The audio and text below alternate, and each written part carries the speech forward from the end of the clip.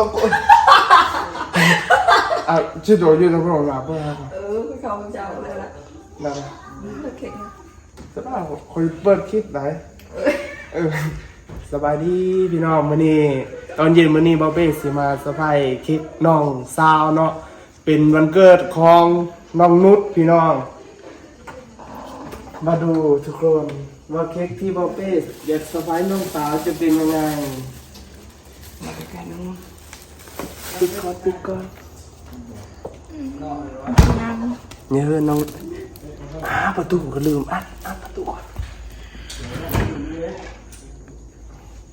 เอาอันไม่แน่นซ้ำเอายามาแล้วปลอดภัยเอาเพิ่งมึงใกล้ๆมื้อนี้เป็นมื้อสั้นวันดีเป็นมื้อวันเกิดของน้องนุชเด้อเอากระสีมาเซอร์ไพรส์น้องหน่อยนึงน้องสาว3คนบ่พลาดพี่น้องต้องเซอร์ไพรส์ให้ครบหมดทุกคนเป็นครั้งแรกในรอบปีเลยพี่น้องที่ได้จัดวันเกิดให้น้องสาวของน้องนุชเนาะน้องด้อนน้องนุ่นนะปกติจัดแต่อยู่ในบ้านเพราะว่าเพื่อนนี้เคยอ้อไปหาทำงานเดือไปอ้อต่างถิ่นต่างแดนเนาะน้องนุชเพิ่นก็คือซีดีใจเลยเนาะเพราะว่าปีแรกเลยที่เพิ่นได้จัดวันเกิดอยู่บ้านเฮานะพี่น้องเต้นสวยไหมครับน้ำมันนุ่นอ๋อหรือว่าทีนี่ทีเช็คก่อนจะ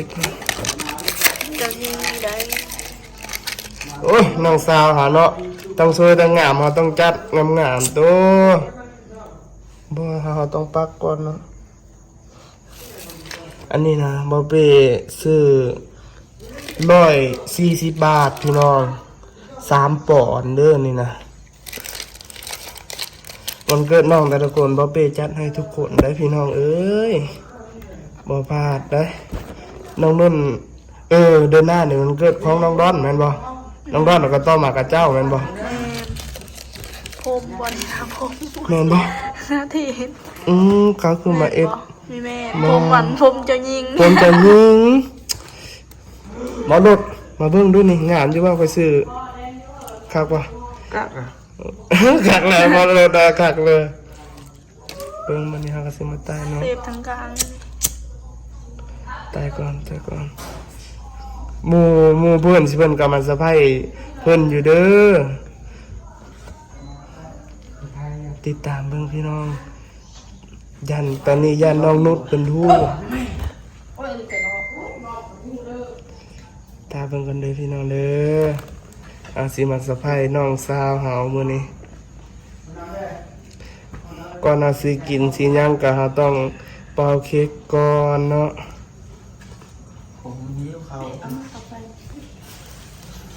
กระเพาะนี่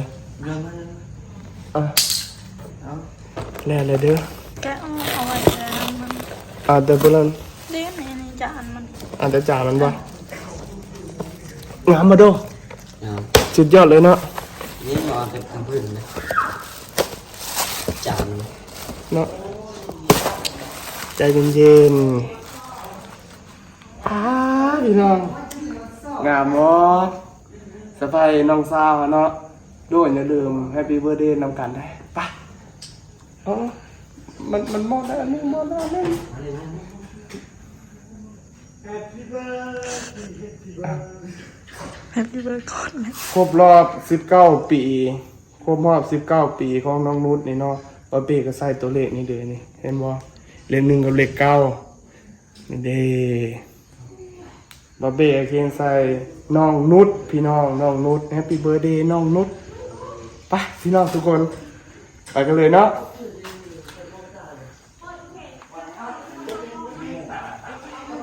อย่าพาเปิดมาติดลิขสิทธิ์คอย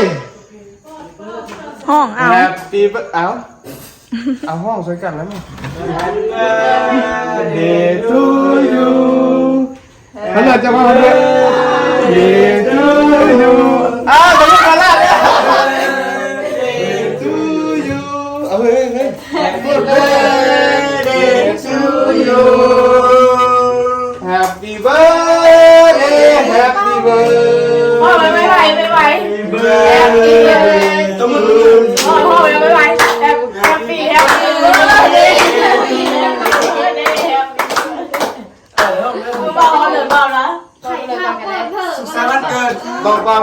ก่อนเด้อ คอยโซวันใจปรารถนาจริงได้ที่อวยพรมาคอยโซกลับไปเด้อ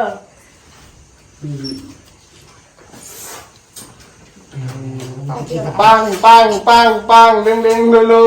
ยใหญ่ยาวเท่าอีกปี เอาละลีน่าลีน่าเก่งเกินซื้อก็ได้ เบิ่งของเราสะพายน้องสาวงานอยู่บ่ ขอบคุณยาม งานอยู่บ่ เราพาวเปิดไอ้เบอร์บอกของขึ้น น่ะ มีเปิดใส่เมื่อกี้นี่ เป้าแล้วจะเปิด บ่งานอยู่บ่นี่ เบิ่งเพจก่อนมันมีพอใจเบิ่งก่อนเพจมัน รู้ลาคนซอยเนาะพี่น้องก็ต้องให้แบบเหมาะสมตัวเนาะนี่ ให้นี่เลย จริงแล้วก็ว่าไม่ต้องรู้ล่าก็ได้มันรู้ล่า แสนสาวคนได้นี่มา240 บาท เปิดใครก่อนเขามีเขาเค้กเขาเค้กนั่นอยู่ ไปเลยแล้วกันแล้ว นั่งเศร้าใส่หูเดี๋ยวเลยนะ ตายูก่อนปะงามไหมน้องนุ๊ก ก็สีนี่เลยตั้งเซอร์เลยสิติดวางยาเย็นเลย เลิศเลิศเปอร์เซอร์เลยล่ะ เลิศเพอร์เฟกต์ เหมาะสม น กั อน นดูสบายดีพี่น้องสบายดีพี่น้อง นี่พี่น้องผมมียังลายมันเกิดน้องสาวก็ได้ลง หนั ขึ้น ทีวีโอน 3 ปอนด์เลยพี่น้องเพชรไปเลยเลยเนาะ เทมันดับ โอ้ยเครื่องประดับอันนี้ก็ประดับอันนี้ก็ประดับ ประดับนี่ก็คือเราเป็นนั่นไหน อันนี้คือเจ้าหญิง เจ้าหญิง ราพันเซล นี่เนาะก็ครบรอบ19 ปีเด้อน้องนุชเพิ่น ใหญ่แล้วบ่ กำลังจะเท่า มึงยังจำเจ้า เอี่ยมแล้วนะ ยังมีเท่าน้องนุชเพิ่นยังสวยยังงามอยู่พี่น้องหุ้นก็ดี เป็นสาวแล้วบ่หรือว่ายังเด็กน้อยอยู่ กำลังเป็นเจ้าอ้อๆพี่น้องเอาเป้ามาอีก ดีเลย เอาโทษ สิเกี่ยวกับเป้าเอาวันนี้ เสียงของนี่แหละ เป้าช่องข้างคนนั้นนี่นี่เพื่อบังเด้อวิศวะต้องการแค่ไหนเด้อเอานี่แหละพี่น้องเลย เดี๋ยวเอายาเอาอีกพริกนะ น้องยิง บ้า ตัดเอาไหม ตั้งหงามเลยน้องเค้กน้องนุชนี่เนาะแล้วเลยเฮ้ยไก่ยกมาเบิ่งดูตาเป็ดนะ ยกไปทิ้งแล้ว บ่ไก่เด้อบนตาเป็ดเด้อกินมื้อนี้ปุ้ยขากอะไรกล้ามขากอะไรเอาช่วยดูจักบาทเอ้ยดูบีบมะนาวเสื้อน้ำมันยังส้มยังเปรี้ยว พี่ละหมักกับพี่ ไปเดินซะบ้าง สีฟ้าด้วย สุดยอดเนาะมื้อนี้ซุ่มหนุ่มวันเกิดน้องนุชกับข้าเป็ดตัวหนึงป้าตะบุญกินเค้กเลย เลย แซ่บบ่สิยังแซ่บน่ะ มีแซ่บปลาเหลือ บ่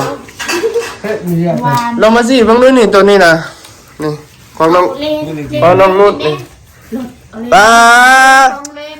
น้องนุชมันได้เงินเล่นพร้อมเด้อนี่นะ ปังๆเลยเลย มึงเอาเลย นี่ได้ซื้อเพิ่นก็น้องนุช จับเขาอีกนะแม่ทำคนน่ะ มา วันที่5เดือน โอ้โหกันในบ้านนั่นน่ะ 2ก็เลยซาลังมาแล้ว เขาหนอนอะไรเห็นป่ะ ได้เอานั่นเด้อตัวถ้วยนั่นน่ะ ตัวถ้วยน้อยนั่น บ้านนี่นะ เออเมื่อรถ เอาเค้ก มาเด้อกินตาเป็ดนำกันเด้อพี่น้องปองป่ายเบิดสุขสุขคน จะกินโต๊ะนะ ตัวอบก็ตักมาแม่ตัวอบกัน บ่าวไปตักโต๊ะมาดู ตั้งเอานะ จะแซ่บเนาะบ่ได้เป็นเป็นสิเนาะ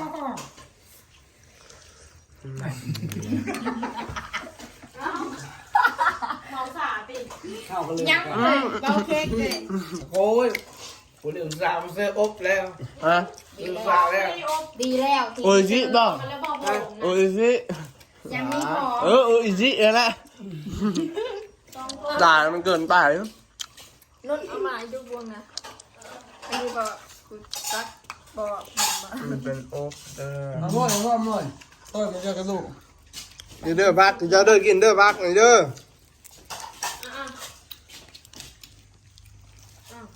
เค้กตัวอันสีชมพูนะปาดแม่ เอาป้าให้เค้กตัวนั้นก็ได้ เอาไม่ให้อันนั้นเลย ตอนนี้กินข้าวกิน เค้กตัวนี้ เอาไปเอาไป ทำสิซอง เชียงพาราบุก เฮ้ยบีบมะนาวเชื่อเด้อกันคือสิค่ะ เอาฟังนี่ต้มนี่ พอแล้ว นี่ฟังนี่นอนพงนี่ต้มคือว่าเท่าไหร่เลยเค้ก เด้อยู่ล่างเด้เขามัน ก็เอาตัวนี้บ่ ปลาตัวนั้นแหละเต่านี่แล้วบอก จับปากกา เขาว่าตัดเป็นเส้น สุดยอด เพื่อว่ากินกระดูกขาดอะไร ก็ต้องเป็นสิ เท่าไหร่บ้าง เอาพี่น้องขออนุญาตกินตาเป็ดก่อนเด้อพอกันกินหน้าอยู่ดีมีแหงเบิร์สุโขสุคนมื้อนี้วันเกิดของน้องนุชก็ขออวยพรทรายให้เพิ่นได้โชคได้ลาบสิโหยก็ถือโหยกินเงินได้เงินคิดคำมื้อได้คำเด้ออีลาบ๊ายบายเด้อพี่น้อง